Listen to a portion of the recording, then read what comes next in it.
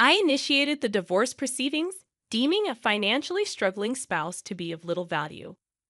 My world was shaken when, during a business trip, my husband abruptly declared not only his intent to divorce, but also his simultaneous marriage to his lover.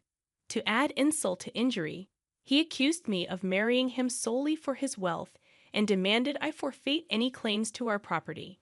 Confronting my indifferent husband, who had always treated me with disdain since our marriage, led to his unraveling and a downward spiral to rock bottom. I am Karen, 35 years old, raised by a single mother since my father's passing in kindergarten. Despite the financial challenges, we found happiness as a family of three. Even as an adult with a decent salary, my frugal habits persisted from childhood. I married John, a wealthy man I met through an acquaintance, drawn to his kindness and the new world he presented. Our differing views on money and gender roles emerged after marriage. While John envisioned a traditional household, I was dedicated to my career and financial independence. Before marriage, John suggested I become a homemaker, assuming I would embrace traditional domestic roles. However, I expressed my desire to continue working until we had children, emphasizing the financial benefits. Although I managed to convince him, the reality of balancing work and household chores proved challenging. Despite being a full-time employee, my days were consumed with domestic responsibilities, leaving little time for us as a couple. In contrast, John, adopting a traditional husband role, contributed nothing to household tasks.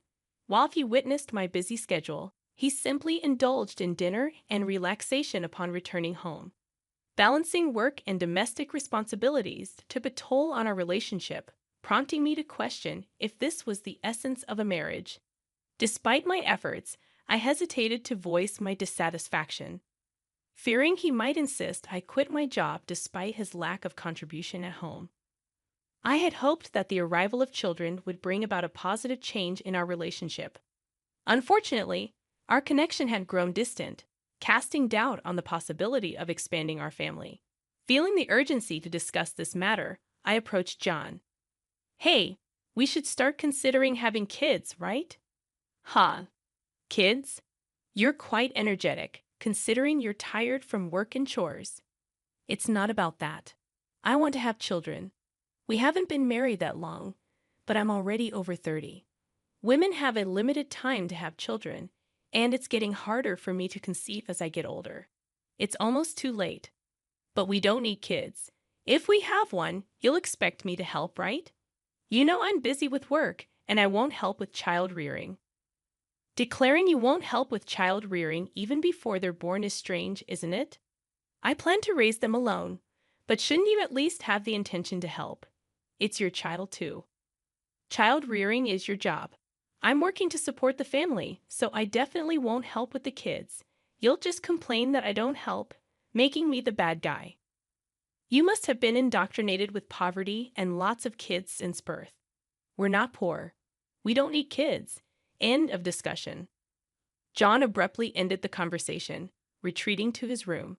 Alone in the living room, tears overwhelmed me.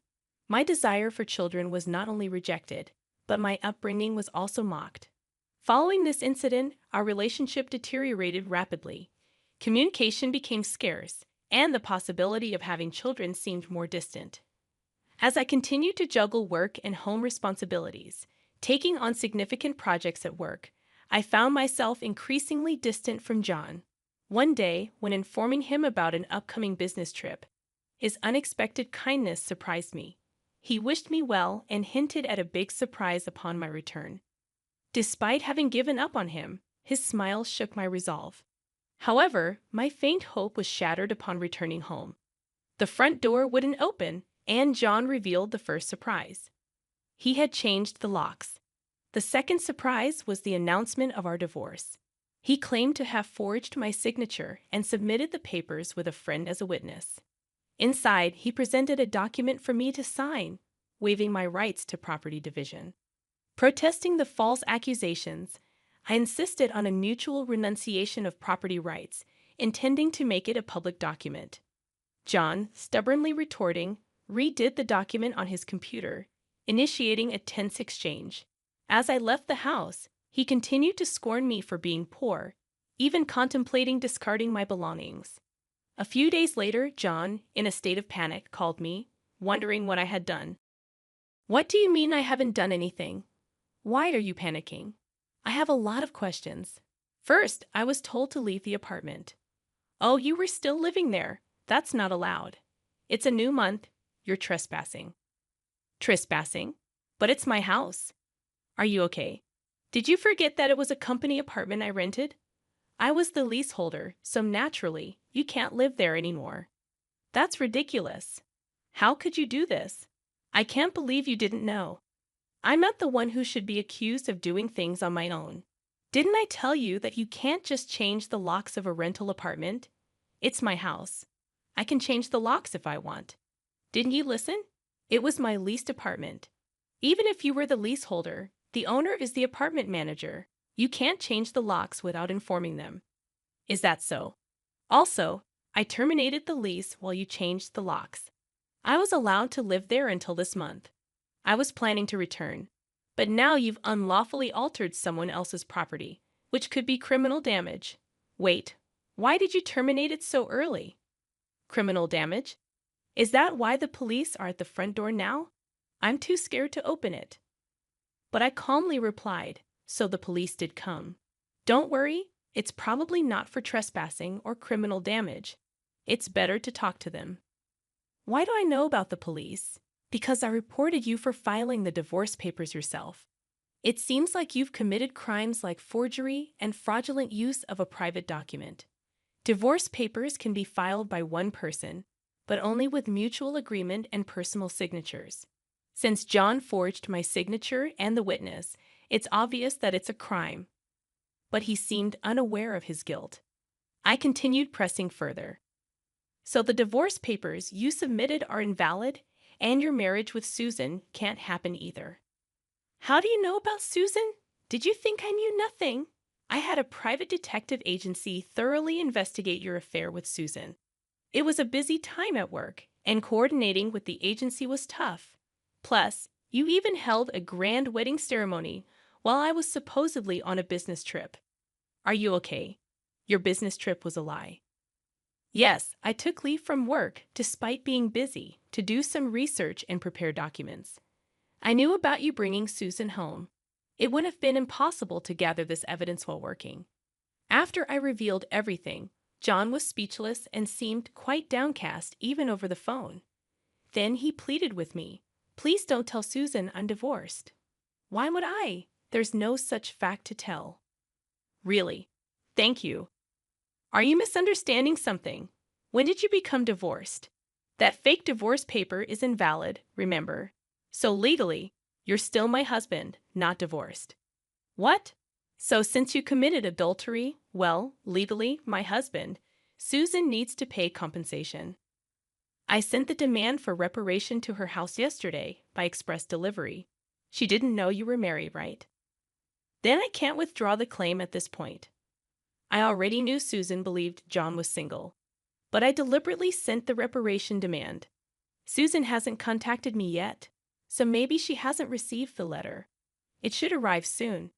Should you be on the phone with me when you also have to deal with the police? You're busy? I'll ignore the police. I won't be arrested. I'm going to Susan's house now to get the letter back before she or her family can accept it. He then hung up. He probably went straight to Susan's house to wait for the postman at the front door. I knew it would be futile because the letter was sent as registered mail to Susan only. Even if he waited for the postman, he couldn't receive it. A few hours later, a dispirited John called me. According to him, there was an incident when the postman arrived. Finally, I'll take that envelope. Who are you? You don't live here, right? I'm practically a resident here since I'm married. I have the right to receive the mail. I see, but I can't give you this envelope. It's registered mail for Susan only. What? Give it to me. Absolutely not. If you're so eager, ask Susan for permission. What's going on here? Oh, John, what's all this noise? What's happening? Ah, Susan, this is registered mail for you. This man insisted on taking it. Sorry for the disturbance. Now I'll be on my way. What's this? A demand for reparation. John, you are married. What's going on here? Sorry, it's just, she's an ex-wife from a long time ago. I was embarrassed to say I'm divorced. I'm sorry for keeping it secret. But it's strange, isn't it? We haven't been dating long, and a demand for reparation? If you were divorced before we started dating, there shouldn't be any problem, right? Well, my ex-wife is crazy. Maybe she's demanding reparation out of spite because I got married. That was the excuse he gave, but such a lie was quickly exposed. The envelope included a letter I wrote along with my contact information, so Susan called me directly. In that call, I told her about the affair, the invalid divorce, and that they had a wedding ceremony while he was still married to me. Although they had a wedding ceremony, they hadn't submitted the marriage registration yet. John wanted to submit it on April Fool's Day, so it was still pending. He probably delayed submitting the marriage registration due to uncertainty about whether the divorce was finalized. After being exposed, John fled from Susan's house and shamelessly contacted me again. I still had something to tell him, so we agreed to meet at a nearby cafe. As soon as I arrived, John said, "Karen, please withdraw the reparation claim. Let's pretend we've been separated for a long time and officially divorced now. I can apologize to Susan for being secretly divorced and maybe cover it up. You think I'm desperate to stay married to you. I was going to file for divorce anyway, but since you cheated, you'll pay reparation.